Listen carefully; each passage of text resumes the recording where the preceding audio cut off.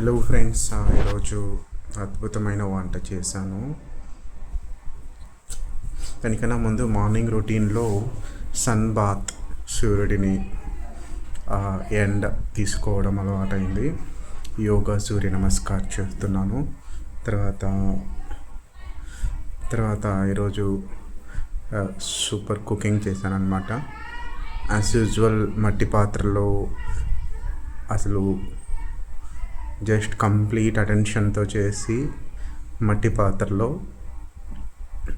అసలు పెద్దగా ఇంగ్రీడియంట్స్ ఏమీ వేయకపోయినా టేస్ట్ అయితే అదిరిపోతుంది అనమాట. ఏం చేశాను, డిఫరెంట్ స్టైల్ కుకింగ్ ఈరోజు అదిరిపోయింది. నూనె అంటే నేను మంచి నూనె వాడతా, మంచి క్వాలిటీ నూనె, కోల్డ్ ప్రెస్డ్ ఆయిల్ అనమాట. నూనె పోసి ఆవాలు, మెంతులు, కొంచెం ఎక్కువగా ఇంగువ, తర్వాత కరివేపాకు, తర్వాత టెంకాయ ముక్కలు సన్నగా తరుక్కున్నాను అనమాట. అవి కూడా వేసి అంతా బాగా మరీ బ్రౌన్గా కాకుండా ఒక రకంగా వేపుడయ్యాక అంతే అయిపోయింది.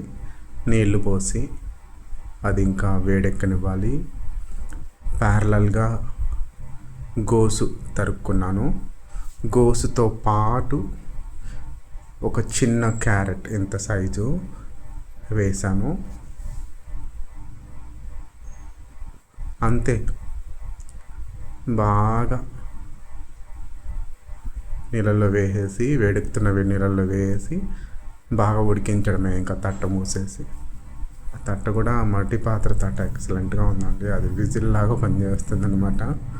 సో చాలా చాలా సూపర్గా హీట్ అవుతుంది మట్టి పాత్రలో. స్లో కుకింగ్ అంటారు దీన్ని. ఆ గోసుతో పాటు కందిపప్పు కూడా వేసేసాను. ఇంకా ఉడికిన తర్వాత నాకు అర్థమైపోయింది, బాగా ఉడికిపోయింది, అంత మిక్స్ చాలా బాగుంది అనిపించింది. తర్వాత స్టవ్ ఆఫ్ చేసి పసుపు, మిరప్పొడి, ధనియాల పొడి,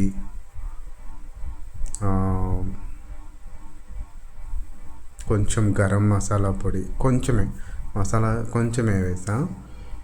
తర్వాత మంచి ఉప్పు, చెప్పడం మర్చిపోయా, చింతపండు కూడా వేసాను ఇంతకుముందు. గోసుతో పాటు చింతపండు కూడా వేసాను. దాన్ని మళ్ళీ ఎందుకు సపరేట్గా నానబెట్టి మళ్ళీ ఆ నీళ్ళు పోయడం, చింతపండు డైరెక్ట్గా వేసాను, ఇంత చిన్న పీసు.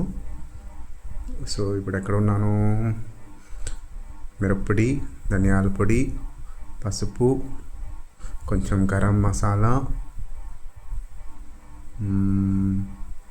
ఉప్పు వేసాను. కొంచెం చిక్కగా రావాలి అనేసి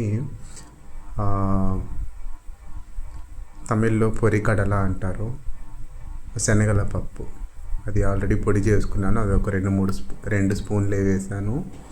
బాగా మిక్స్ చేసి ఎక్కువసేపు ఉడికించనివ్వకూడదు, వెంటనే ఆఫ్ చేసాను. ఎందుకంటే ఆ మట్టి పాత్రలో ఉన్న వేడికి అలాగే ఉడుకుతుందన్నమాట.